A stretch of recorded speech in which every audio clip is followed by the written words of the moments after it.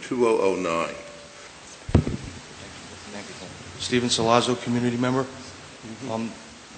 First thing I wanted to say is the presentations. I wanted to thank the administrators. I wasn't here at the last meeting, but obviously I listened to it on the podcast of the sense of urgency under the austerity that we're under of the 2% tax cap. They're trying to keep the educational component strong and putting people where they need to be, again, under the austerity of the 2% tax cap, and seeing the pressure of what the administrators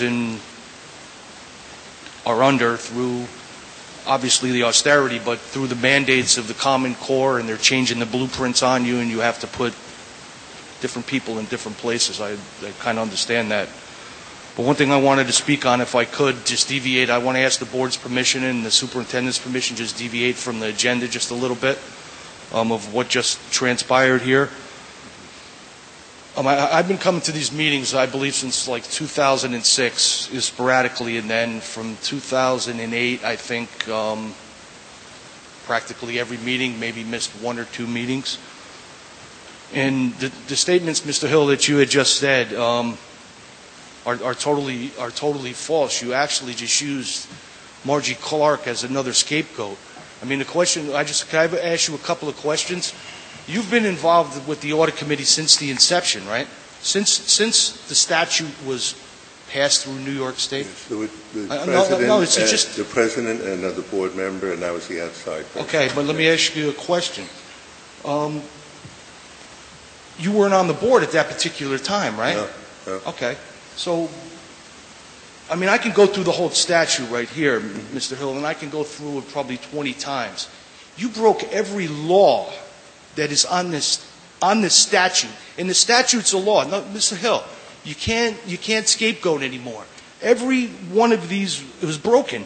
And as you took, even with you weren't a member of the board, you took an oath to uphold the Constitution of the United States and the state constitution. You broke that oath from 2006 until 2013. You constantly made scapegoats of people. You understand? You undermined the integrity of, actually the integrity of this audit committee right now is totally undermined. You used people, and I'm not throwing stones at you. The truths are self-evident. It's here. It's here. It's on paper. It's been said. It's in the report, Mr. Hill. All right. It's in the report. That's not the. Let's just end this. No, Mr. Hill, I'm not here throwing stones at you. I respectfully ask you. I'm not here to play some political game with you that you've played for this whole time here. The charade is over. I don't believe our district can move forward with you sitting in this position. And it's my duty as a citizen, and it's my right as a citizen. The first thing, you should put pen to paper. Listen to me carefully. Pen to paper, and write a letter to every child that since your inception to that audit committee until now, apologizing for your actions. Your actions are appalling. You broke every law here. You actually sit here and you lied directly to people. I've been here, okay? I've seen it firsthand. Not only here, I've seen it in the building committee. So I respectfully again ask you for your resignation from this Board of Education, effective immediately. And I'm not going to sit down until you give me an answer. And I will ask the board, and I'll ask anybody here, does anybody disagree with what I'm saying? And I'll sit down if the people tell me. Yeah, all right, sit down. Thank you. Of course you do. Of course they disagree, because you've also built factions in here, and you used your position on that audit committee as a political tool, Mr. Hill. All right. Mr. Hill, you should resign from this Board of Education, effective immediately. You broke every law. You broke the oath of office. Every law here. And I'll read the chart, Mr. Mahoney, if I could read the charter.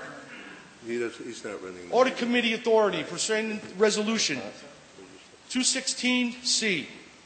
Mission: the Board of Education has established an audit committee to provide independent assistance to the board in the oversight of the following matters. What do you want me to? Why doesn't the board bring it to a vote? Are you Mr. gonna sit Hill, down? Mr. Hill, it's self-evident. The truth is self-evident. All right, you've been up here for a half a year. I can be, no. Normally it's 3 minutes, but years ago it used to be 15 minutes. Okay? Does the board want to recess? Okay. What do you We guys call want? 5-minute recess. 5-minute recess. Fine. I would go to a 5-minute recess, and I would vote on it. Because you undermine the authority of this audit committee now. It really doesn't have any authority, the way that you undermined it. I suggest you sit down. Wow. I suggest I give you the charter, because maybe you did speed reading and you didn't read it right. Do we have a motion for a recess? Do we? So I'd like moved. to make a motion for a 5-minute recess. Second. All in favor? Aye. Aye. Did you say no? Get my stuff.